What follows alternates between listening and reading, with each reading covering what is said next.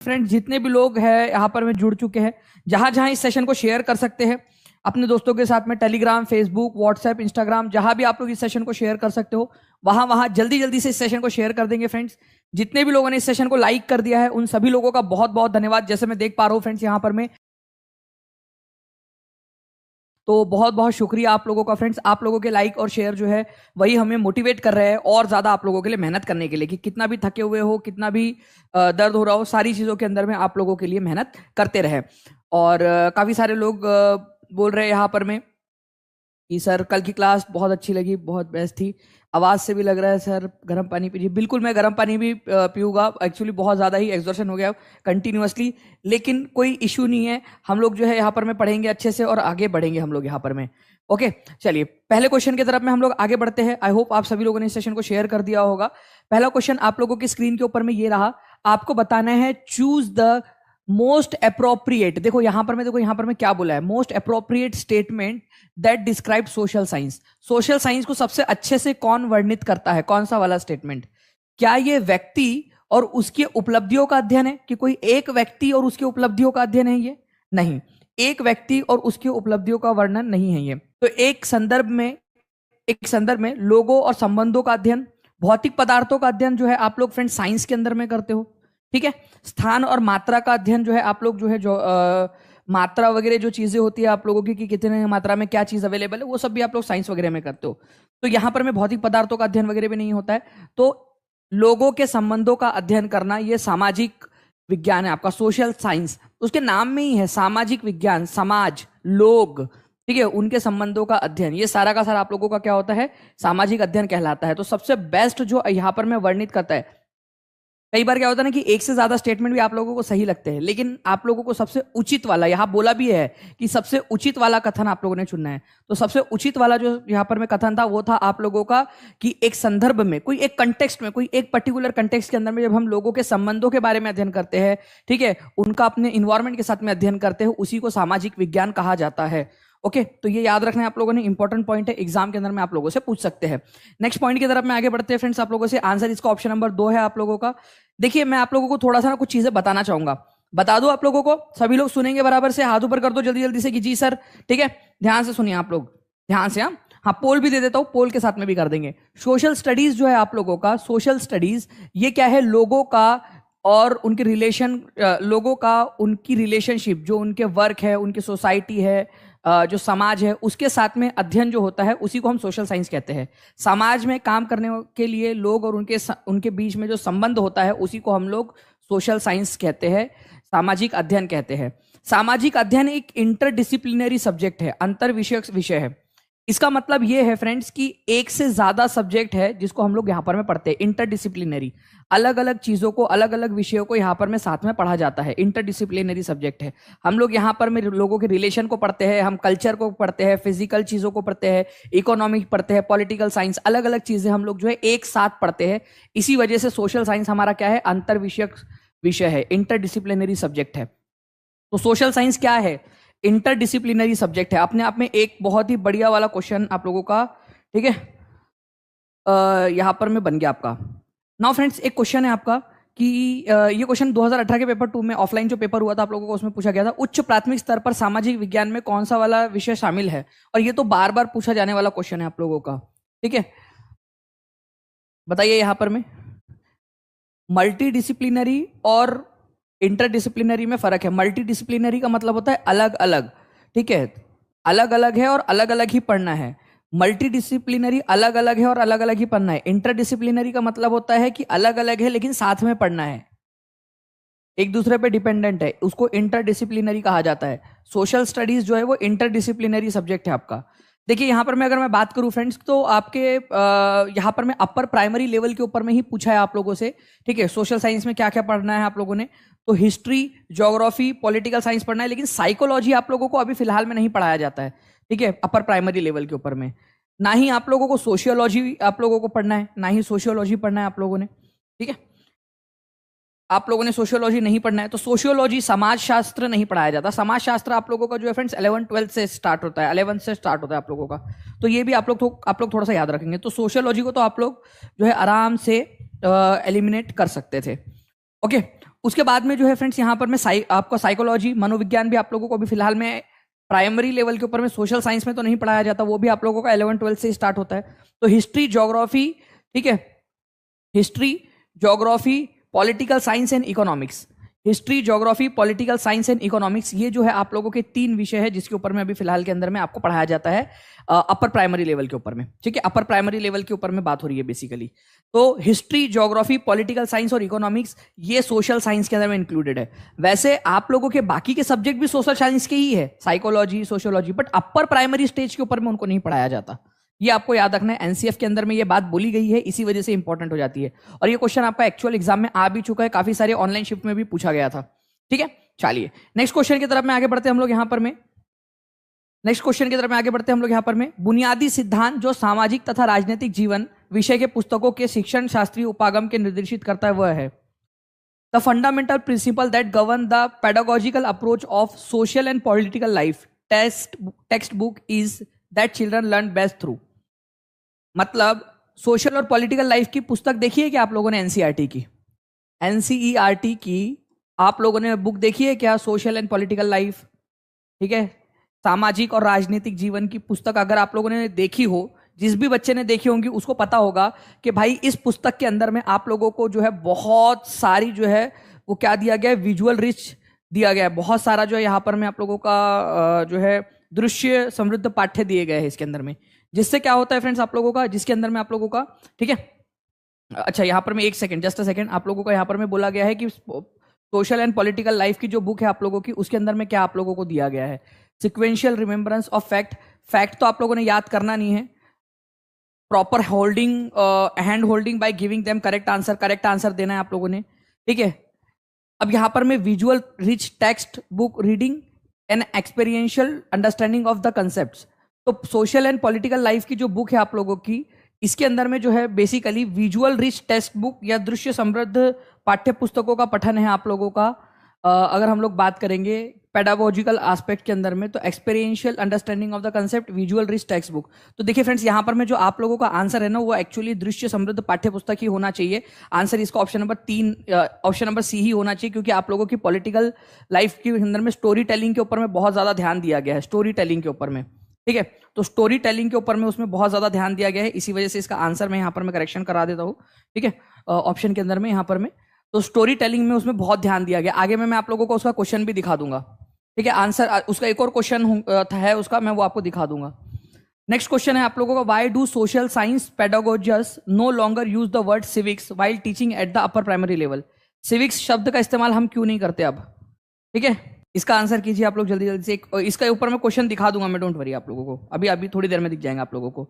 ठीक है, तो why do social science pedagogues no longer use the word civics while teaching at the upper primary level. Upper primary level के ऊपर में आप लोग सिविक्स शब्द का इस्तेमाल क्यों नहीं करते हो?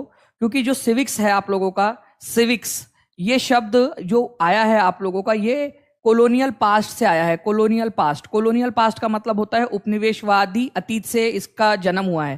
क्योंकि उपनिवेशवाद के समय में सिविक्स ये जो सब्जेक्ट था ये जोड़ा गया था, इसीलिए ताकि आप लोगों को सिविक बनाया जा सके, आप लोगों को जो है यहाँ पर में सिविलाइज किया जा सके। लेकिन फ्रेंड्स, हम लोग तो पहले से ही सिविलाइज्ड है ना, अब थोड़ी है हम लोगों को कि हमको सिविलाइज करने की जरूरत है। हम लोग जो है वो एकदम जंगली लोग हैं और हमें सिविलाइज करने की जरूरत है। तो सिविक्स ये उपनिवेशवाद के समय में यूज किया जाता था भारतीय लोगों को सिविलाइज करने के लिए। तो इसी वजह से जो है फ्रेंड्स, आपका नागरिक शास्त्र जो है उसका प्रयोग हम लोग, या फिर सिविक्स का प्रयोग हम लोग नहीं करते। अंग्रेजों के समय की उपज है ये आप लोगों का। ओके, तो पहला वाला आप लोगों का है। इसके अलावा अगर मैं बात करूं आप लोगों से, यहाँ नीचे में कुछ कट गया आप लोगों का, it limited the scope of this subject. ये लिमिट करता है इसके एस्पेक्ट को, कुछ ही चीजों तक लिमिट रखता है। It developed a critical outlook, ये क्रिटिकल आउटलुक डेवलप नहीं करता है। Actually it developed a critical outlook बोल रहा है, गलत। ये क्रिटिकल आउटलुक डेवलप नहीं करता, आलोचनात्मक दृष्टिकोण नहीं देता। ये यह केवल क्या देता है आप लोगों को बोलता है कि ये चीज दी गई है, इसका रट्टा मारो और आगे बढ़ो, ये दी गई है, इसका रट्टा मारो और आगे बढ़ो। ठीक है, जबकि जो है फ्रेंड्स, यहां पर में आप लोगों का क्रिटिकल आउटलुक आपका दिया गया है सोशल एंड पॉलिटिकल लाइफ के अंदर में। तो इट ओनली डिस्क्राइब गवर्नमेंट, यह केवल सरकारी संस्थाओं और कार्यक्रमों का विवरण देने पर ही केंद्रित था। तो आंसर क्या हो जाएगा आप लोगों का? आंसर हो जाएगा आप लोगों का ऑप्शन नंबर जो है सी, ए, सी और डी। यहां पर मैं आप लोगों का सही है आंसर, ए, सी और डी। तो ए, सी और डी जो है यहाँ पर में आंसर हो जाएगा आप लोगों का option number C, A, C and D. B जो है यहाँ पर में गलत है, क्योंकि उल्टा बोला है, ये क्रिटिकल आउटलुक देता है बोल रहा है, जबकि क्रिटिकल आउटलुक ये नहीं देता आपका, क्रिटिकल आउटलुक नहीं देता, ये याद रखना है आप लोगों ने, ठीक है, क्रिटिकल आउटलुक नहीं देता। तो आंसर आप लोगों का हो जाएगा ऑप्शन नंबर सी। देखिए एनजीएफ जो है आप लोगों का एक बना था फ्रेंड्स यहाँ पर में, इसके अनुसार जो सिविक्स है ये आप लोगों का क्या हुआ था, कॉलोनियल पीरियड के समय में इसका जन्म हुआ था। एक्चुअल में ये जो सिविक्स डाला गया था आपका, ये डाला गया था कि भाई ब्रिटिश राज के तरफ जो लोग हैं, ब्रिटिश राज के तरफ में लोगों की डिसलॉयल्टी बढ़ रही थी, तो लॉयल्टी को बढ़ाने के लिए यहाँ पर में सिविक्स उन्होंने यहाँ पर में इंट्रोड्यूस किया था, ताकि भारतीय लोगों को जस्ट एक मशीन के तौर पर बनाया जा सके। ओके, जो पहली बुक थी, the first text book of civics, the citizen of India, जो ली वर्नर ने लिखी थी, इसके अंदर में भी वही बताया था उन्होंने कि कैसे कॉलोनियल लोग जो है भारतीय लोगों को सिविलाइज बनाने के लिए आए हैं और भगवान ने उनको भेजा है, ठीक है। लेकिन ऐसा नहीं है। पॉलिटिकल साइंस जो है फ्रेंड्स, ये क्या करती है आप लोगों के अंदर में एक एनालिसिस को जनरेट करती है, क्रिटिकल एनालिसिस को आप लोगों के अंदर में जनरेट करती है। तो ये आप लोगों ने याद रखना है। Choose from the following most appropriate statement that could describe the subject social and political life, ठीक है। तो it emphasizes the use of definition, it encourages rote learning, it is related to real life situation, it emphasizes one correct answer, ठीक है। तो अगर हम लोग बात करेंगे friends social and political life की, तो ये आप लोगों का रियल लाइफ सिचुएशन से रिलेट करता है, वास्तविक जीवन की स्थितियों के साथ में जुड़ा हुआ है ये। ओके, तो आंसर आप लोगों को हो जाएंगे यहाँ पर में ऑप्शन नंबर 3। नेक्स्ट क्वेश्चन आप लोगों को बताना है कि which of the following approaches has been used extensively to familiarise student with ideas in the text book social and political life published by the NCERT. निम्नलिखित में से किस उपागम को एनसीईआरटी द्वारा प्रकाशित पाठ्यपुस्तक सामाजिक और राजनीतिक जीवन में निहित विचारों से विद्यार्थियों को अवगत करवाने के लिए किया गया है? तो स्टोरी बोर्ड, जो कहानी है ना फ्रेंड्स, आप लोगों का स्टोरी बोर्ड, कहानियों का इस्तेमाल यहाँ पर में बहुत ज्यादा किया गया है, स्टोरी बोर्ड का। तो आप लोग जब सोशल और पॉलिटिकल लाइफ की बुक को देखते हो, ठीक है, तो उसके अंदर में आप लोग देखोगे फ्रेंड्स की स्टोरी बोर्ड, स्टोरीज, ठीक है, इसका बहुत ज्यादा इस्तेमाल उसके अंदर में किया गया है। तो आंसर आप लोगों का हो जाएगा ऑप्शन नंबर डी। इसीलिए मैं वहां पर मैं उस क्वेश्चन के अंदर मैं आप लोगों से कह रहा था कि आंसर जो है आप लोगों का बेसिकली ऑप्शन नंबर सी होना चाहिए, क्योंकि जब वहां पर में किया गया है तो उसके अंदर में आपका स्टोरी बोर्ड, कहानी बोर्ड या कहानियों का बहुत ज्यादा इस्तेमाल किया गया है आप लोगों के एनसीईआरटी की पुस्तक के अंदर में, ठीक है, सोशल एंड पॉलिटिकल लाइफ की बुक में। ओके, चलिए, तो आंसर हो जाएगा आप लोगों को ऑप्शन नंबर डी या फिर ऑप्शन नंबर 4, जो भी आप लोग बोलना चाहो। नेक्स्ट क्वेश्चन के देखिए, इस तरीके से स्टोरी बोर्ड्स का इस्तेमाल किया गया है आप लोगों को समझाने के लिए। ओके, उसके बाद में फ्रेंड्स एक क्वेश्चन है आप लोगों का, सामाजिक और राजनीतिक जीवन पुस्तकें निम्नलिखित उद्देश्य से लिखी गई है। They help in retention of fact by giving precise information. वो तथ्यों को याद रखने में सहायक है। भाई याद तो करना ही नहीं है आप लोगों ने, समझना है, याद करना ही नहीं है आप लोगों ने, तो ये तो रट्टा मारना ही नहीं है। They balance the ideal with the real in the discussion of topics, ठीक है, वे पाठ्य पुस्तक की चर्चा में आदर्श और वास्तविकता में संतुलन रखती है। जो भी आदर्श चीजें होनी चाहिए और जो एक्चुअल में सच्चाई है, एक होता है आदर्श, एकदम बिल्कुल आदर्श स्थापित किए, ऐसा ऐसा ऐसा ऐसा होना चाहिए, और एक होता है कि जो असलियत में प्रैक्टिकल चीजें हैं, दोनों के बीच में बैलेंस बनाना बहुत जरूरी है। तो ये जो पुस्तक है, पाठ्य पुस्तक आपकी सामाजिक और राजनीतिक जीवन, ये आपका क्या करती है, इसके अंदर में बैलेंस बनाने का काम करती है कि भाई दोनों में बैलेंस बना रहे। तो आंसर होगा आपका option number B, only B is correct. मानचित्र, सिक्के एवं समय रेखा ब्लैंक के शिक्षण के लिए सबसे अधिक उपयुक्त है। तो मानचित्र, सिक्के और समय रेखा, तो देखिए मानचित्र की मदद से, कॉइन्स और टाइमलाइंस की मदद से, टाइमलाइन का मतलब होता है कि भाई पहले कौन सी चीज हुई, फिर उसके बाद क्या हुआ, फिर उसके बाद क्या हुआ, उसके बाद क्या हुआ, ठीक है, कॉइन्स हो जाए, सिक्के हो जाए। अब सिक्के सोचकर लोग जो है यहाँ पर में इकोनॉमिक्स लगा सकते हैं। मैं आप लोगों को बता दूं फ्रेंड्स, सिक्के जो है वो आपको इतिहास का भी स्रोत बताते कि इतिहास में क्या हुआ था, ठीक है, ओके, इतिहास के अंदर में कौन कौन सी घटनाएं घटी थी। तो ऐतिहासिक स्रोत के रूप में आप लोग इस्तेमाल कर सकते हो कॉइन्स को। तो मैप, कॉइन्स, टाइमलाइन, ये सारी की सारी आपकी हिस्ट्री को पढ़ने के अंदर में आपकी मदद करती है। तो सिक्के से आपको पता चलता है कि भाई ये राजा कब था, क्या करता था, कौन कौन सी भाषा थी उस समय में, किस समय में ये राजा था। इसके अलावा मैप से आप लोगों को पता चलता है कि कौन से समय में किस प्रकार का राजा हुआ करता था, ये सारी की सारी चीजें, ठीक है। टाइमलाइन से भी आप हिस्ट्री को क्रोनोलॉजी में समझ सकते हो, क्रोनोलॉजी के अंदर में, ठीक है। चलिए जल्दी जल्दी से फ्रेंड्स इस सेशन को लाइक एंड शेयर करते रहेंगे आप लोग, ताकि मैं आप लोगों को थोड़ी मेरे को भी एनर्जी मिल जाए आप लोगों को पढ़ाने के लिए, ठीक है। The model replicas of physical features are most suitable for teaching. भौतिक विशेषताओं के मॉडल प्रतिकृतियां शिक्षण के लिए सबसे अधिक उपयुक्त है। भौतिक विशेषताओं के मॉडल रेप्लिका फिजिकल फीचर मतलब दुनिया के फिजिकल फीचर, पहाड़ और वो सारी की सारी चीजें, पहाड़ों को दिखाना, नदियों को दिखाना, भौतिक विशेषता है बेसिकली फिजिकल फीचर को दिखाना। तो वो ज्योग्राफी पढ़ाने के लिए आपके लिए सबसे अच्छी होती है। ये इस तरीके से मॉडल वगैरह आपका जो ग्लोब वगैरह है वो दिखाना, या सोलर सिस्टम की इस तरीके से प्रतिकृति बनाना, ये सब आप लोगों का किसके लिए काम आएगा? आपका भूगोल पढ़ाने के काम आएगा, है ना। उसके बाद में फ्रेंड्स देखिए यहाँ पर में eight the upper primary stage geography and economics together can help in the following. अगर ज्योग्राफी और इकोनॉमिक्स को आप लोग साथ में पढ़ते हो तो क्या होगा? यह आप लोगों के जो है फ्रेंड्स एनसीएफ के अंदर में दिया हुआ है, इसी वजह से डायरेक्ट क्वेश्चन आया। मैं आप लोगों को बताता हूँ, अगर आप भूगोल और अर्थशास्त्र एक साथ पढ़ोगे तो आप लोग जो है ये समझ पाओगे, ठीक है। एक पर्सपेक्टिव आपके अंदर में जनरेट होगा। कौन सा वाला पर्सपेक्टिव? इन्वायरमेंट को लेकर, रिसोर्सेस को लेकर और डेवलपमेंट को लेकर आपका पर्सपेक्टिव जनरेट होगा। इकोनॉमिक्स और ज्योग्राफी को जब साथ में पढ़ा जाता है तो देखिए फ्रेंड्स यहाँ पर में एक बहुत ही इंपॉर्टेंट वाली चीज है आप लोगों की, कि जब भी ज्योग्राफी और इकोनॉमिक्स को साथ में पढ़ेंगे आप लोग तो प्लूरैलिटी, बहुवाद, बहुलता को समझने में मदद नहीं मिलेगी। ये बहुलता तो आपको हिस्ट्री पढ़ने से समझ में आती है। बहुलता की अलग अलग प्रकार के लोग होते हैं। Developing knowledge of place and environment, केवल प्लेसेस और एनवायरमेंट आपको ज्योग्राफी से पता चलेगा, इकोनॉमिक्स से नहीं। Understanding optimal allocation of resources, ये भी आपको ज्योग्राफी से पता चलेगा। ज्योग्राफी और इकोनॉमिक्स को साथ में पढ़ोगे तो इन्वायरमेंट का, रिसोर्सेज का और डेवलपमेंट, क्योंकि इकोनॉमिक्स के अंदर में इकोनॉमिकल डेवलपमेंट और सारी चीजें भी आप लोगों की आ जाती है। तो एक पॉइंट है आपका यहाँ पर में समझिए आप लोग, ये आपका एनसीएफ में दिया है। ज्योग्राफी और इकोनॉमिक्स जो है वो आप लोगों की मदद करती है ताकि आप लोग, ठीक है, इन्वायरमेंट, रिसोर्सेज और जो डेवलपमेंट है डिफरेंट लेवल के ऊपर में उसको समझ सके, उसके प्रति आपका पर्सपेक्टिव डेवलप हो जाए, ठीक है। उसके प्रति जो है आप लोगों के मन के अंदर में एक परिप्रेक्ष्य विकसित हो जाए आपके मन में। तो इन सारे परिप्रेक्ष्य को विकसित करने में मदद करता है अगर आप भूगोल और ज्योग्राफी को साथ में पढ़ते हो तो। ये एक बहुत बार पूछा जाने वाला क्वेश्चन है, ये इसको याद रखना है आप लोगों ने, ठीक है। तो इसको याद रखिए आप लोग। बाकी भारतीय इतिहास को जब आप पढ़ोगे तो बहुलता का पता चलता है आपको, प्लूरैलिटी का पता चलता है कि भाई अलग अलग कितने सारे प्रकार के लोग हैं, अलग अलग जनजातियां भारत के अंदर में रहती थी, ठीक है। उसके बाद में चेंजेस क्या हुए हैं, उन सारी चीजों के बारे में भी आप लोगों को पता चलता है कि इस समय काल के अंदर में क्या क्या चेंजेस हुए आप लोगों के। ओके, चलिए। बाकी फ्रेंड्स पॉलिटिकल साइंस को जब आप पढ़ते हो तो आपको पता चलता है कि सरकार कैसे काम करती है, डेमोक्रेसी क्या होती है, लोग पार्टिसिपेट कैसे करते हैं।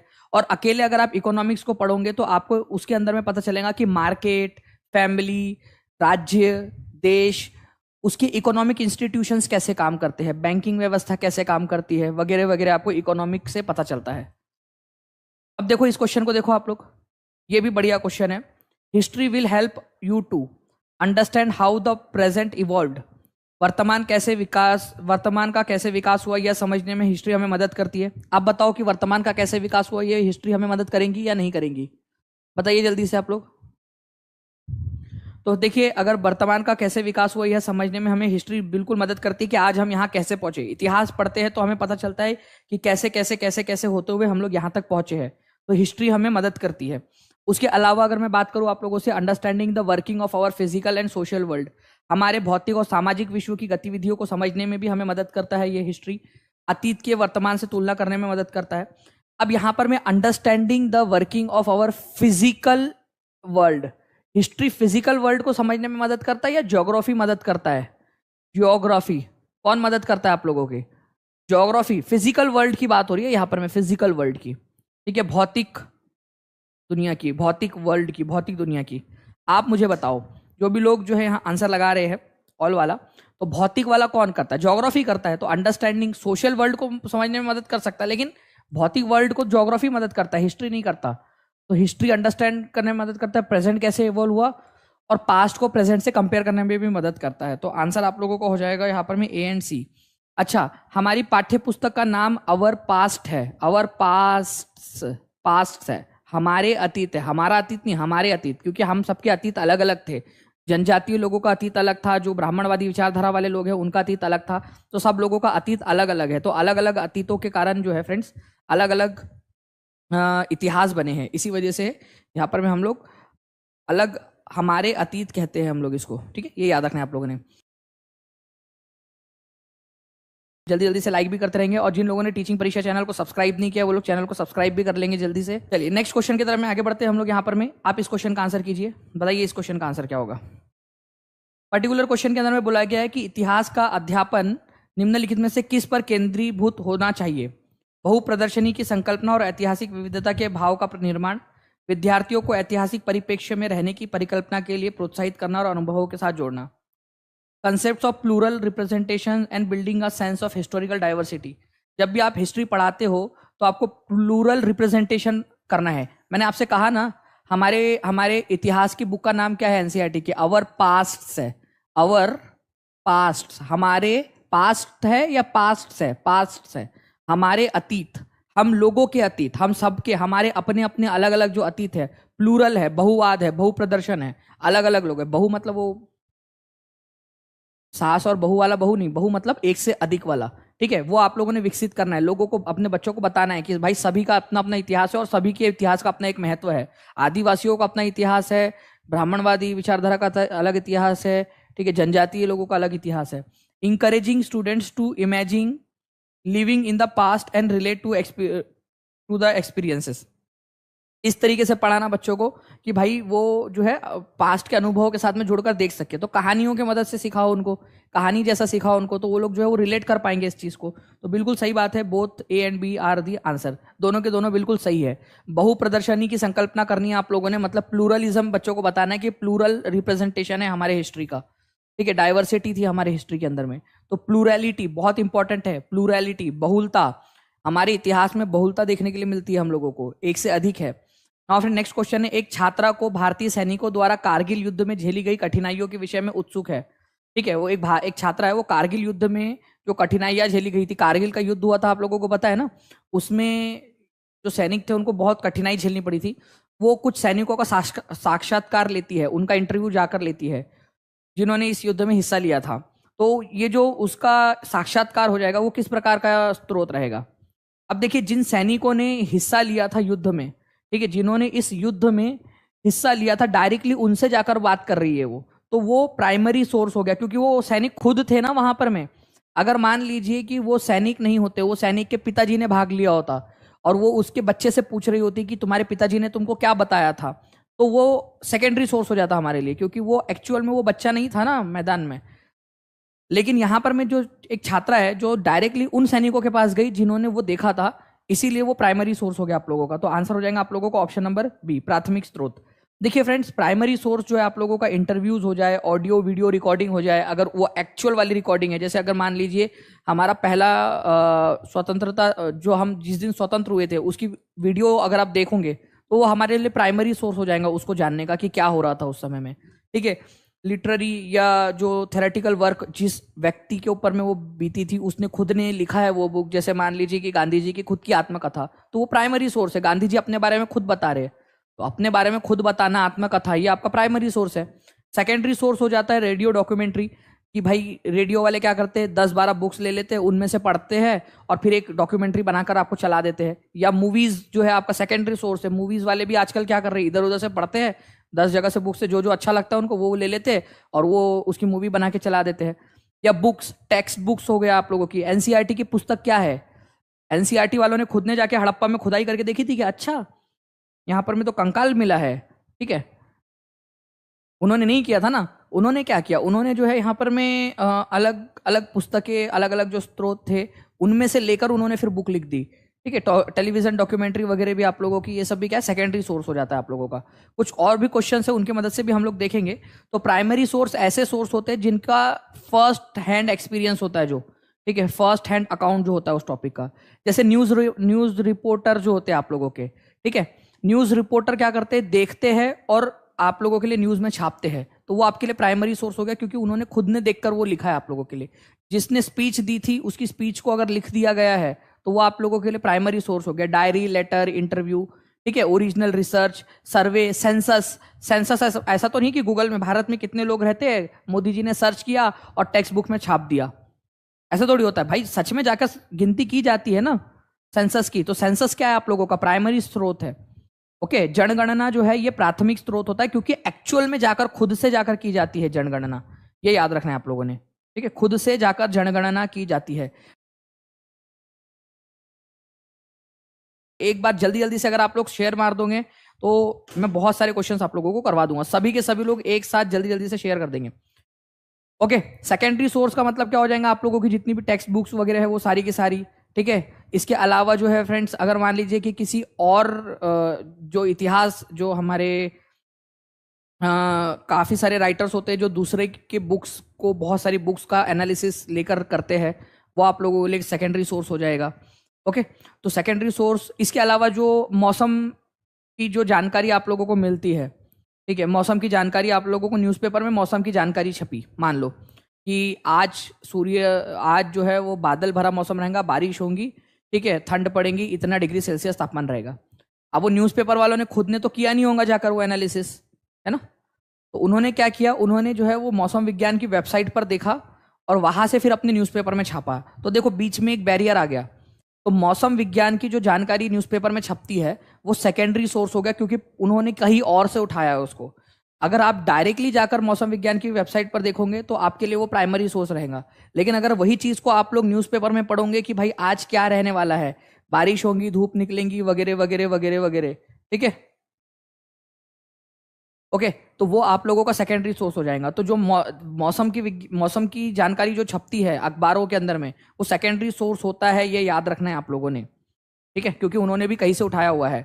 देखिए, विच of the following project on global warming is based on secondary source. Global warming के ऊपर में एक प्रोजेक्ट है, वो सेकेंडरी सोर्स है आपका।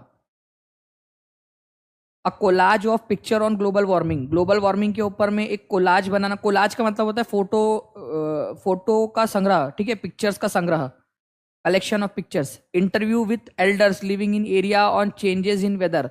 ऐसे लोगों के साथ में रहना, ऐसे लोगों का इंटरव्यू लेना जहां पर में वेदर चेंज हो रहा है। A graphical representation on unanalysed weather data collected from metrological office. जो मीटियोरोलॉजिकल ऑफिस है वहां जाना और वहां से डेटा को कलेक्ट करना। A discussion based on whether changes mentioned in a book, ठीक है। तो डिस्कशन करना, वो भी कौन से वाले weather changes mentioned in a book, okay. तो ऑब्वियस सी बात है कि ये आप लोगों का क्या हो जाएगा, ये जो है फ्रेंड्स आप लोगों का आप लोगों से बोला गया है कि which of the one of the following on project on global warming is based on secondary sources, ठीक है। तो सेकेंडरी सोर्सेज के ऊपर में ये डिस्कशन हो जाएगा फ्रेंड्स आप लोगों का, मेंशन इन अ बुक। ये सेकेंडरी सोर्स के ऊपर में आप लोगों को, क्योंकि बुक के अंदर में लिखा हुआ है और उसके ऊपर में आप लोग डिस्कशन कर रहे हो। तो आंसर आप लोगों का जो है वो ऑप्शन नंबर डी होने वाला है, ये याद रखना है आप लोगों ने। आंसर होगा आपका ऑप्शन नंबर डी, क्योंकि सी जो है आप लोगों का geographical representation of unanalysed weather data. Unanalysed है वो, मतलब कि अभी तक उसको एनालाइज नहीं किया गया है। तो डायरेक्टली आप लोगों को मेट्रोलॉजिकल ऑफिस से मिला है, ऑफिस से डायरेक्टली मिला है आपको। अगर न्यूज़पेपर से मिलता तो आप लोगों के लिए वो सेकेंडरी सोर्स होता, बट यहाँ पर में वो प्राइमरी सोर्स है, जैसे कि मैंने अभी आपको थोड़ी देर पहले समझाया। तो आंसर इसका जो है आपका ऑप्शन नंबर डी होने वाला है, ये याद रखना है आप लोगों ने। Okay, in social studies education what is the purpose of incorporating primary sources into lesson. Primary sources जो है सामाजिक अध्ययन शिक्षा में प्राथमिक स्रोतों को पाठों में शामिल करने का उद्देश्य क्या है। अतीत से प्रत्यक्ष विवरण और परिप्रेक्ष्य प्रदान करना, to provide first hand accounts and perspective from the past, to reinforce text book information, to simplify complex historical events, to eliminate the need for critical analysis. Primary sources into lesson, obvious सी बात है friends कि primary स्रोत से आप लोगों को क्या मिलता है, प्रत्यक्ष विवरण और परिप्रेक्ष्य मिल जाता है, फर्स्ट हैंड अकाउंट मिल जाता है आपको, ठीक है, और पर्सपेक्टिव मिल जाता है हमारे पास से। तो प्राइमरी सोर्स आप लोगों के लिए इसीलिए जरूरी होते हैं। फर्स्ट हैंड अकाउंट आप लोगों को मिलता है प्राइमरी सोर्सेज से, ओके, ये याद रखना है आप लोगों ने। नेक्स्ट क्वेश्चन की तरफ में आगे बढ़ते हैं आप लोगों के। धम्म के विषय में समझ बनाने के लिए किस प्राथमिक स्रोत का उपयोग संदर्भ लिया जाना चाहिए। तो देखिए फ्रेंड्स, धम्म जो है आप लोगों को पता होना चाहिए कि अशोका जो था उन्होंने क्या किया था, अपने इंस्क्रिप्शंस बनवाए थे और अपने अशोका ने अपने इंस्क्रिप्शन में धम्म के बारे में जानकारी दी थी, धम्म के बारे में, ठीक है। तो अशोका के जो शिलालेख थे वो डायरेक्टली आप लोगों के लिए क्या करते हैं, प्राथमिक स्रोत का काम करते हैं, क्योंकि वो भी आज भी वैसे के वैसे ही लिखे हुए हैं, ठीक है, ओके, ऐसे ही के वैसे ही लिखे हुए, क्योंकि अशोका ने पिल्लर के ऊपर में, पत्थरों के ऊपर में ऐसा लिखवा दिया था, बड़े बड़े पिल्लर्स पत्थर के ऊपर में ऐसे लिखवा दिया था, है ना। तो अशोका की जो इंस्क्रिप्शन है, जो शिलालेख है, वो उसी समय काल में लिखे गए थे, इसीलिए वो हमारे लिए प्राथमिक स्रोत का काम करते हैं। अशोका का इंस्क्रिप्शन के ऊपर में अगर किसी ने अपनी टीका टिप्पणी लिखी है तो वो आपके लिए सेकेंडरी सोर्स हो जाएगा, लेकिन अगर आप डायरेक्टली अशोका के इंस्क्रिप्शंस को जाकर पढ़ते हो तो ये आपके लिए क्या है, प्राथमिक स्रोत है, प्राइमरी सोर्स है आप लोगों के लिए। मेगास्थनीज ने जो बुक लिखी थी वो एक्चुअल में अब वो ओरिजिनल वाली गुम हो चुकी है, वो उसका जो बाकी लोगों ने उसमें से जो लिखा था देख देख कर वही अब हमारे पास में बचा है, तो ये प्राइमरी सोर्स नहीं है। और दूसरी बात, मेगास्थनीज ने धम्म के ऊपर में नहीं लिखा था, उसने जो है वो भारत के अंदर में कैसी राजनीतिक व्यवस्था उसके ऊपर में लिखा था। रामपुरवा बुल स्कल्पचर, एक बैल को देखकर क्या समझ में आएगा आपको, बैल बना हुआ है ऐसा रामपुरवा बैल, ठीक है, पॉलिश्ड है, मौर्य काल में बना था, अशोका के समय काल के अंदर में, आज राष्ट्रपति भवन में रखा हुआ है, वो बिहार रामपुरवा में मिला था, उससे क्या समझेगा। आयरन पिलर, लौह स्तंभ, वो आप लोगों का शाक राजाओं के ऊपर में विक्रमादित्य ने जब विजय हासिल की थी उसके बारे में दिया है। धम्म के बारे में आप लोगों का अशोकन इंस्क्रिप्शन प्राथमिक स्रोत है। आंसर होगा आपका ऑप्शन नंबर ए। इस तरीके से आप देख सकते हो कि अशोका के जो पिलर्स है जो लिखवाया था अशोका ने, ठीक है, वो आप लोगों के लिए प्राथमिक स्रोत का काम करते हैं धम्म के लिए। ज्योग्राफी जो है किस चीज को इंक्लूड करती है, relation between political system and economy, political system और इकोनॉमी को अपने अंदर में इंक्लूड करती है। Relation between political system and economy, राजनीतिक व्यवस्था तथा अर्थव्यवस्था के बीच संबंध। Art of drawing maps and charts, relation between man and physical environment, evolution of mankind and different races. देखो सबसे पहली बात तो पॉलिटिकल सिस्टम जो है ये ज्योग्राफी में कहाँ से आ गया, ठीक है, राजनीतिक व्यवस्था, और ज्योग्राफी का तो कोई लेना देना नहीं है, तो इसको काट दो आप लोग, और इसी को काटते ही आप लोग आंसर तक पहुंच जाओगे। ए को काटा, ए को काटा, ए को काटा, आंसर आपका ऑप्शन नंबर डी हो जाएगा, खत्म। देखो मैप्स आप लोग जो है ज्योग्राफी के अंदर में मैप और चार्ट्स ये सारी चीजें बड़ा इंपॉर्टेंस रखती है। Relation between man and physical environment, एक इंसान का अपने फिजिकल इन्वायरमेंट के साथ में, नदियाँ, पहाड़, पेड़ पौधे, इन सारी चीज़ों के साथ में अपना रिलेशन जो है वो ज्योग्राफी के अंदर में पढ़ते हैं। Evolution of mankind and its different races. देखो आप लोगों को एक चीज़ पता होनी चाहिए फ्रेंड्स, मैं आप लोगों को मैप के थ्रू दिखाता हूँ, यहाँ पर में देखिए, हुआ यूँ कि इंसानों की उत्पत्ति जो है ये यहाँ पर में हुई थी, इस इलाके में, ठीक है, अफ्रीका के इस इलाके के अंदर में। फिर क्या हुआ यहाँ पर में, फिर बाद में, ठीक है, बहुत लंबे समय के बाद में इस इलाके के अंदर में प्राकृतिक चेंज आए, भौगोलिक चेंज आए, ठीक है, ज्योग्राफिकल चेंजेस देखने के लिए मिलते हैं। यहाँ पर में पहाड़ों की श्रृंखला बननी स्टार्ट हुई, पानी की जो बादल यहाँ से आके बारिश करते थे वो कम हो गए, तो इंसान लोग जो मतलब जो हमारे पूर्वज थे, ठीक है, इंसान बनने के थे वो पहले, ठीक है, तो वो इधर उधर डिस्पर्स हो गए। फिर धीरे धीरे वो लोग अलग अलग इलाकों में गए, अलग अलग जो है रेस जनरेट हुई, इंसानों का इवोल्यूशन हुआ।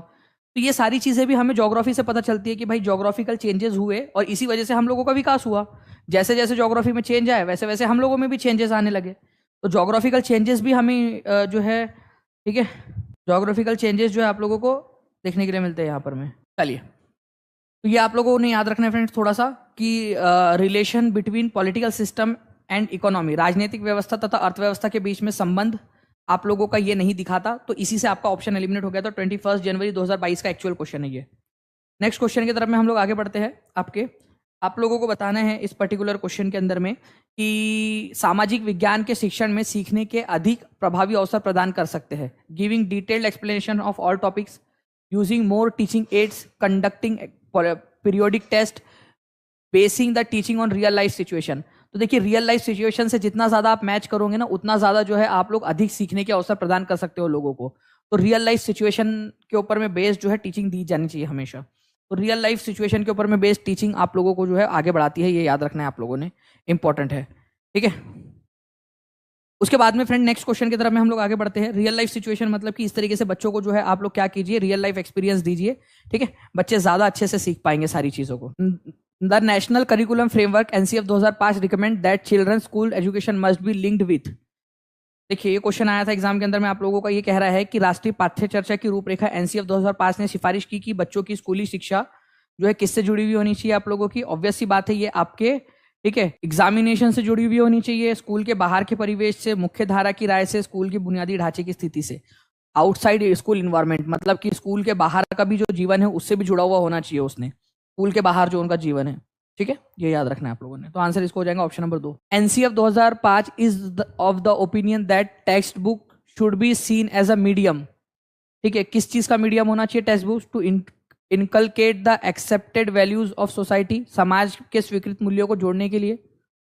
मतलब समाज के अंदर में बाल विवाह है तो क्या बाल विवाह को हम लोग जोड़ ले हमारे अंदर में, इनकलकेट कर ले, हम लोग कर ले क्या?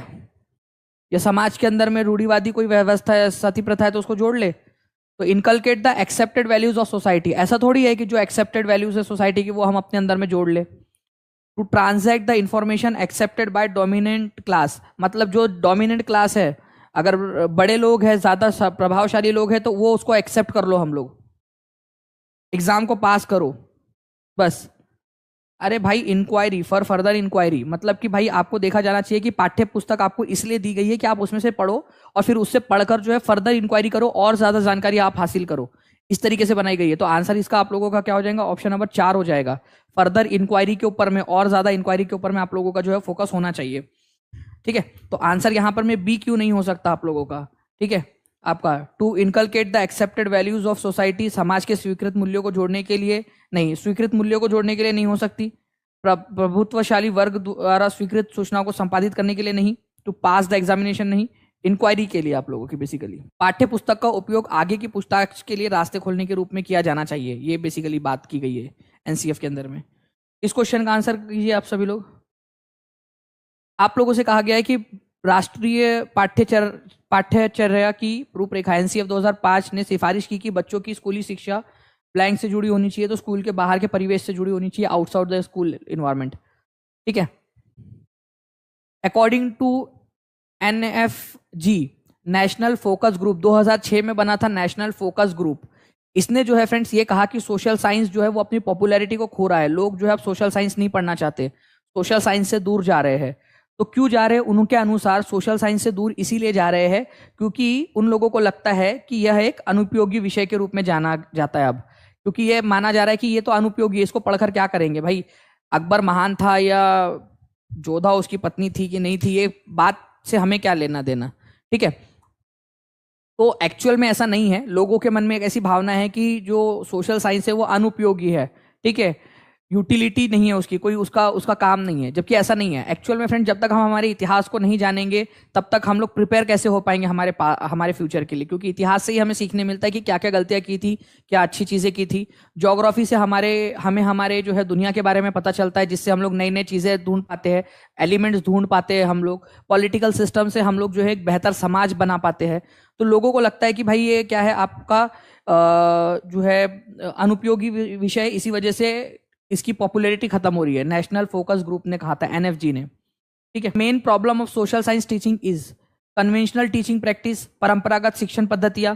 ऐसा होता है कि भाई पुराने ही समय से बस टीचर आता है, बच्चों को पढ़ाता है और चला जाता है, कुछ ऐसा नया नई चीजें नहीं हो रही कि भाई यार कैसे पढ़ाए सोशल साइंस को, बच्चों को नए तरीके से कैसे पढ़ाए। ठीक है, ये एक बहुत बड़ा चैलेंज है। लाइब्रेरी फैसिलिटी का अभाव है, कई सारी स्कूल्स के अंदर में पुरानी बुक्स या उसके जो रेफरेंस बुक्स है वो अवेलेबल नहीं होती है, ये भी एक बहुत बड़ा चैलेंज है। उसके बाद में फ्रेंड्स यूटिलिटी अनट्रेन्ड टीचर्स, काफी सारे अप्रशिक्षित टीचर्स है जिनको सोशल साइंस कैसे पढ़ाना है, किस तरीके से सोशल साइंस को बताना है, वो वाली चीज नहीं आती। तो ये सभी के सभी जो है हमारे जो है क्या है प्रॉब्लम्स है।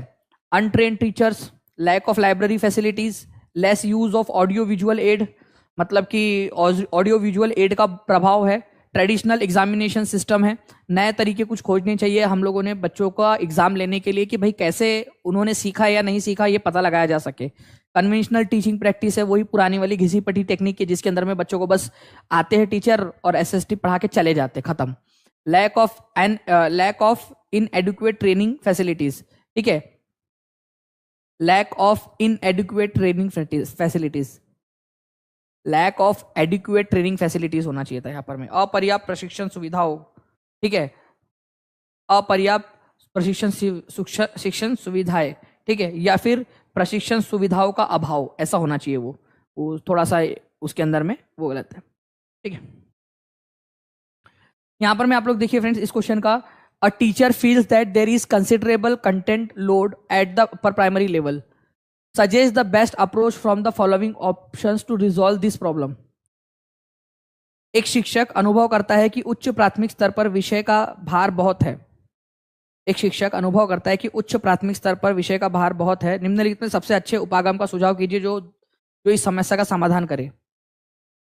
क्रियाकलाप को छोड़ दे क्योंकि उनका परीक्षण नहीं होता, प्रत्येक अध्याय से महत्वपूर्ण क्षेत्रों की पहचान कर इन पर नोट्स लिखाए, सारे पाठ्यक्रम को जल्दी जल्दी पढ़ा दे, ऐसी विषय वस्तुएं विकसित करे जो विषय सीमाओं को पार करके कई प्रत्ययों को सिखा सके। ठीक है, skip the activities which are not examined, मतलब कि ऐसे चीजों को छोड़ दो जिसका एग्जामिनेशन नहीं होने वाला है, तो छोड़ देना ये अच्छी बात तो है नहीं। इंपॉर्टेंट एरियाज ढूंढो और उसके ऊपर नोट्स दे दो, काम खत्म करो, जल्दी जल्दी पढ़ा दो। तो ये चीजें नहीं हो सकती। तो आप लोगों को क्या करना है फ्रेंड्स, आप लोगों ने यहाँ पर में ध्यान रखना है कि ऐसी चीजें खोजे जिससे कि सारी चीजों को सीमाओं के पार जाके करवाया जा सके, सिखाया जा सके। ठीक है, अगर कंटेंट का लोड जो है वो बढ़ रहा है, ठीक है, कंटेंट का लोड है, तो आप लोगों को ऐसे कुछ थीम्स डेवलप करनी चाहिए कि आप सारी चीजें भी पढ़ा दो और बच्चे लोग उसको अच्छे से सीख भी सके, समझ भी जाए। तो to resolve the content load of students at the upper primary level, the best approach is to develop themes बना दो, अलग अलग थीम्स, ठीक है, और उस थीम्स के अनुसार पढ़ा दो सारे के सारे चीजों को। ठीक है, भूगोल में एक परियोजना के लिए सुनामी से बचे हुए लोगों के साथ एक विद्यार्थी साक्षात्कार करता है। मतलब एक बच्चा है, वो जाता है सुनामी से बचे हुए लोगों के साथ में साक्षात्कार करता है। इस परियोजना को निम्नलिखित में से किस स्रोत पर आधारित माना जा सकता है? तो ये आप लोगों का जो है फ्रेंड्स प्राइमरी सोर्स है, क्योंकि भाई वो खुद जाकर उनसे मिला जो बाढ़ के अंदर में बह गए थे, बाढ़ के अंदर में बह रहे थे वो लोग, वो बहते बहते बचे। बोले और बाबूराव तुम्हारी धोती का यार, वो धोती तो बह गई पानी के अंदर में, तो पहन लेते दूसरी, यार वो मेरी फेवरेट धोती थी करके। तो वो अपना एक्सपीरियंस बता रहा है, प्राइमरी सोर्स बता रहा है आप लोगों का। तो प्राथमिक स्रोत है वो, सुनामी से बचा हुआ कोई व्यक्ति है जिसके बारे में आपको जानकारी मिल रही है, तो प्राथमिक स्रोत है। स्थानीय समाचार पत्र से मौसम की जानकारी का संग्रहण करना किस प्रकार का स्रोत होगा?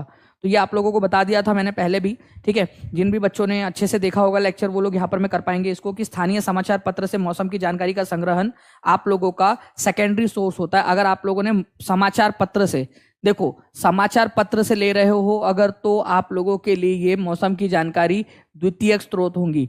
अगर मौसम विज्ञान की वेबसाइट से या उनके ऑफिस से या उनके दफ्तर से जाकर डायरेक्टली आप खुद लेते हो जानकारी, तो वो आपके लिए प्राइमरी सोर्स होगा। मैंने ये चीज बहुत अच्छे से स्टार्टिंग में बता दी थी। जिन बच्चों ने स्टार्टिंग से देखा होगा उन लोगों को समझ में आ गया होगा कि स्थानीय समाचार पत्र से मौसम की जानकारी लेना द्वितीयक स्रोत होता है। और डायरेक्टली जो है आप लोगों का, अगर मान लीजिए आप लोग मौसम विज्ञान के ऑफिस से जाकर या उनकी वेबसाइट से जाकर लेते हो, तो वो आप लोगों के लिए प्राइमरी सोर्स होगा। तो इसका आंसर आप लोगों का सेकेंडरी, द्वितीयक स्रोत है। विभाजन विषय पर चर्चा के लिए आप कक्षा में कौन सा प्राथमिक स्रोत ला सकते हैं? Photograph of refugees camp in old fort Delhi from 1948, Delhi के एक पुराने किले में सन 1948 के शरणार्थी कैंप की तस्वीरें। गदर Ek Prem Katha, train to Pakistan, except from story Tamas. ठीक है, गदर एक प्रेम कथा देखोगे क्या आप लोग? क्या ऑप्शन बनाया उसने? प्राथमिक स्रोत है वो। पहली बात तो वो कोई स्रोत ही नहीं है, ठीक है, विभाजन का कोई स्रोत ही नहीं है वो। ठीक है, ये दोनों तो बुक है, ये दोनों तो नॉवेल है, ये क्या है आप लोगों का? ये स्टोरीज है दोनों के दोनों। तो ये भी स्टोरी थोड़ी ना आप लोगों के लिए, कोई भी स्टोरी बना दूंगा वो थोड़ी आप लोगों के लिए स्रोत हो जाएगा। तो जो फोटोग्राफ होती है, जो एक्चुअल में उस समय में खींची गई थी, देख सकते हो आप लोग ये फोटोग्राफ आप लोगों की उस समय की, तो ये फोटोग्राफ आप लोगों के लिए प्राथमिक स्रोत है कि हुआ क्या था उस समय में। ठीक है, तो ये फोटोग्राफ आप लोगों को दिखा रही है कि किस तरह से जो है लोग रेफ्यूजी कैंप के अंदर में रह रहे थे। तो ये Prem Katha, train to Pakistan, novel, novel नाम लिख देने से, उपन्यास से ही समझ में आ गया कि वो काल्पनिक है करके। दूसरा वाला, which of the following method could be considered most appropriate for encouraging student to think like historians? Source method, project method, story telling, inquiry method. तो which of the following method could be considered most appropriate for encouraging students to think like historians, कि वो इतिहासकार की तरह सोच सके। तो इतिहासकार की तरह सोचना है फ्रेंड्स, तो अलग अलग चीज़ें हो सकती है यहाँ पर में। तो टीचिंग जब आप लोग यहाँ पर में करवाते हो तो अलग अलग मेथड्स होती है, lecture method, project method, inductive deductive method, source method, आप लोगों की काफ़ी सारी होती है। तो सोर्स मेथड के अंदर में क्या करते हैं आप लोग, यहाँ पर में आप लोग बच्चों को ये बोलते हो, ठीक है, ओरिजिनल सोर्स ऑफ इंफॉर्मेशन क्या है, स्पेसिफिक फैक्ट को बताने के लिए कि वो जो भी आप बता रहे हो कहानी, वो कहाँ से आई है। ठीक है, इंक्वायरी मेथड के अंदर में होता है कि भाई बच्चे जो है सवाल पूछता है कि इसका क्वेश्चन पूछा जाता है बच्चे के द्वारा कि ये क्यों हुआ, ये कैसे हुआ। ठीक है, उसकी अंडरस्टैंडिंग डेवलप होती है। प्रोजेक्ट मेथड के अंदर में क्या होता है आप लोगों का, प्रोजेक्ट मेथड के अंदर में बच्चा जो है अपने ग्रुप के अंदर में या फिर हो सकता है इंडिविजुअली भी कोई ना कोई नॉलेज को इकट्ठा करने की कोशिश करे। और स्टोरी टेलिंग के अंदर में क्या होता है कि बच्चा जो है वो कहानी के रूप में इंफॉर्मेशन को सुनाता है या फिर ग्रहण करता है। ठीक है। तो इस पर्टिकुलर क्वेश्चन के अंदर में अगर मैं बात करूं आप लोगों से कि which of the following method could be considered most appropriate for encouraging student to think like historians, ठीक है। तो source method, project method, story telling या इंक्वायरी मेथड। तो आप लोगों को जो है यहाँ पर में फ्रेंड्स अगर हम बात करेंगे तो सोर्स मेथड की स्रोत क्या है, उसका सोर्स क्या है, ठीक है, सोर्स। तो ये सोर्स मेथड जो होता है ना आप लोगों का, ये ऐतिहासिक जो है आप लोगों का इतिहास जो है आपका हिस्टोरियंस की तरह थिंक करने के लिए आप लोगों की मदद करता है। तो source method encourage student to think like historians. Source method कि भाई कौन सा सोर्स है, कहाँ से मिली ये जानकारी, ठीक है, ये जानकारी प्राथमिक स्रोत है या सेकेंडरी सोर्स है आप लोगों का। उच्च प्राथमिक कक्षा में सामाजिक असमानता के संप्रत्यन को आरंभ करने के लिए प्रयोग किया जा सकता है। The best approach to introduce social inequality to student at upper primary level. क्या दिखा सकते हो आप उनको डाटा दिखा सकते हो, आंकड़े, उनको फोटो ऐसे दिखा सकते हो, लेक्चर दे सकते हो, केस स्टडीज दिखा सकते हो, क्या दिखा सकते हो। 21 जनवरी 2022 का क्वेश्चन है आप लोगों का ये। तो देखिए अगर फ्रेंड्स अगर मैं बात करूं आप लोगों से अच्छा आपका नीचे वाला ऑप्शन आप लोगों को दिख नहीं रहा, ठीक है, यहाँ पर मैं आप लोग देखिए अगर हम लोग बात करेंगे तो आप लोग जो है डेटा दिखा सकते हो कि भाई महिलाएं जो है वो कितनी पीछे है और पुरुष कितने आगे बढ़ गए हैं, या एक समाज बहुत आगे है और दूसरा समाज पीछे है। असमानता को दिखाना है तो आंकड़े दिखा सकते हो आप लोग, ठीक है, आंकड़े दिखा सकते हैं, तो बिल्कुल सही बात है, ठीक है। तो डी आंसर नहीं हो सकता क्योंकि उसमें ए नहीं है, ओके। उसके बाद में जो है फ्रेंड्स पर्टिकुलरली हम लोग बात करें तो चित्र निबंध वगैरह दिखा सकते हो आप लोग बच्चों को कि देखो इस प्रकार से यहाँ पर में कि कुछ लोग जो है वो धन्ना सेठ बन बैठे और कुछ लोग जो है बेचारे गरीब है, ओके, ये आप लोग कर सकते हो। इसके अलावा आप लोग केस स्टडीज दिखा सकते हो कि देखो एक सर्वे हुआ था जिसके अनुसार ये पता चला हम लोगों को कि भाई कुछ लोग बहुत ज्यादा गरीब है। लेक्चर देने से क्या होगा, ठीक है, लेक्चर देने से थोड़ी ना कुछ समझ में आने वाला है बच्चों को कि सिर्फ लेक्चर दे रहे हो आप लोग। बच्चों को उससे आपको क्या करना है, अवगत कराना है, उनको जानकारी देनी है, उनको इंट्रोड्यूस करवाना है उस टॉपिक से, सोशल इनइक्वालिटी से। तो आंकड़े दिखा सकते हो, फोटो ऐसे दिखा सकते हो आप लोग, या कुछ चित्रकारी वगैरह दिखा सकते हो, झोपड़ी झुग्गियों की और बाजू में जो है बड़े बड़े बंगले बने हुए हैं, ऐसे दिखा सकते हो आप लोग इस तरीके से फोटोज वगैरह। और केस स्टडीज जो भी जाकर स्टडी हुई है अलग अलग इलाकों के अंदर में, वो सारी चीजें। तो आंसर आप लोगों का होगा ऑप्शन नंबर सी, ठीक है। तो शिक्षण का सबसे सामान्य तरीका आप लोगों का वही है कि भाई आप लोग जो है डेटा दिखाओ बच्चों को, और बच्चों को जो है आप लोग सारी की सारी चीजें फैक्चुअल दिखाओ यहाँ पर में, ठीक है, फैक्ट के साथ में। Best way to teach the topic function of parliament is through. कैसे कर सकते हो आप लोग, हमारी पार्लियामेंट के अंदर में क्या होता है, हमारे पार्लियामेंट के अंदर में डिबेट होती है, डिस्कशन होता है और बातचीत होती है, और बातचीत करके जो है नए नए तरीके निकाले जाते हैं, नए नए तरीके ढूंढे जाते हैं, ठीक है। मेरे तरफ में बिल्कुल ठीक से दिख रहा है, सच मेरे तरफ में तो कोई दिक्कत नहीं आ रही है स्क्रीन की।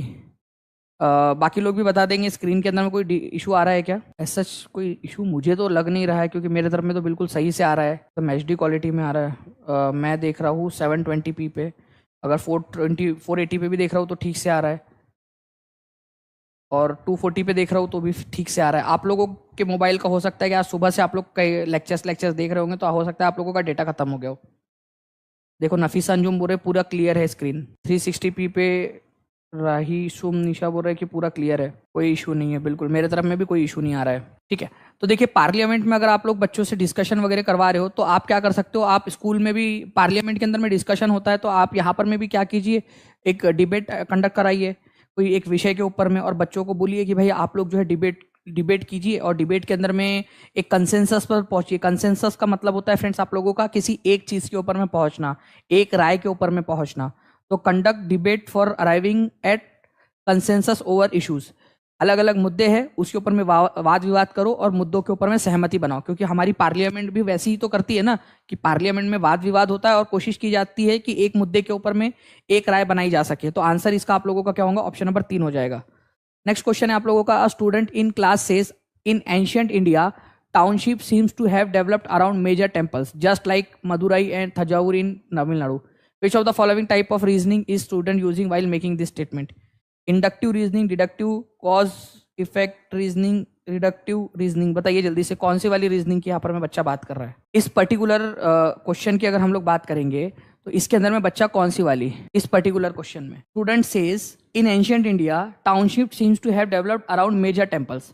जो शहर है वो मंदिरों के पास में बसते थे, जैसे कि मदुरई के अंदर में और थंजावुर के अंदर में जो है मंदिर के पास में शहर बसे। तो उसने दो एग्जाम्पल लिया और इतनी बड़ी बात बोल दी उसने, इतनी बड़ी बात बोल दी उसने, ठीक है, कितनी बड़ी बात बोल दी उस स्टूडेंट ने कि भाई सारे के सारे जो शहर है, ठीक है, एंशियंट इंडिया के अंदर में, वो कहाँ बसते थे? वो बसते थे आप लोगों के मंदिरों के पास में।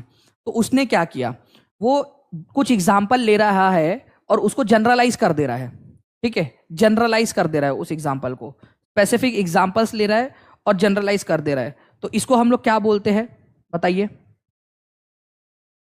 और अगर मान लीजिए कि उसने एग्जाम्पल कुछ, उसने दो एग्जाम्पल दिए और उसको जनरलाइज कर दिया, ठीक है, उसको क्या कहा जाएगा? कॉज इफेक्ट रीजनिंग नहीं बोलेंगे यार, नहीं, ब्लर तो मेरी तरफ से तो नहीं हुआ ब्लर बिल्कुल भी। निगमन विधि, आगमन विधि, आप लोगों को पता होना चाहिए।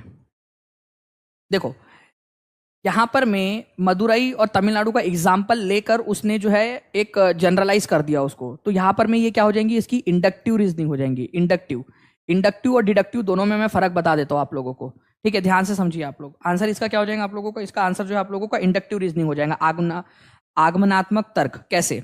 देखो, अगर मान लीजिए कोई एग्जाम्पल लिया हमने, कोई एग्जाम्पल आपने लिया कि जो लोग चश्मा लगाते हैं वो बड़े इंटेलिजेंट जो है, मान लीजिए कि दानिश सर ने चश्मा लगाया, दानिश सर बहुत इंटेलिजेंट है, ठीक है, सुपर डुपर इंटेलिजेंट है, आइंस्टाइन से भी ज्यादा इंटेलिजेंट है, ठीक है। मोदी जी भी चश्मा लगाए हैं जब से, वो भी बड़े इंटेलिजेंट हो गए। मतलब जितने लोग चश्मा लगाते सारे के सारे लोग इंटेलिजेंट होते हैं। तो आपने कुछ एग्जाम्पल्स लिए, कुछ एक्टिविटीज ली और उसको जनरलाइज कर दिया, तो ये इंडक्टिव आप लोगों की जो है इंडक्टिव मेथड हो गया आप लोगों का, इंडक्टिव मेथड, ठीक है। कुछ एग्जाम्पल्स लिए, स्पेसिफिक एग्जाम्पल्स, और आप लोगों ने उसको जनरलाइज कर दिया। मजाक कर रहा हूँ यार, मैं इंटेलिजेंट नहीं हूँ, मतलब मैं अपने आप को इंटेलिजेंट नहीं बोल रहा हूँ, मैं जस्ट एग्जाम्पल दे रहा हूँ आपको, ठीक है, ताकि आप लोग समझ पाए, ठीक है, अपने मुंह मियाँ मिट्ठू नहीं बन रहा हूँ मैं, ठीक है।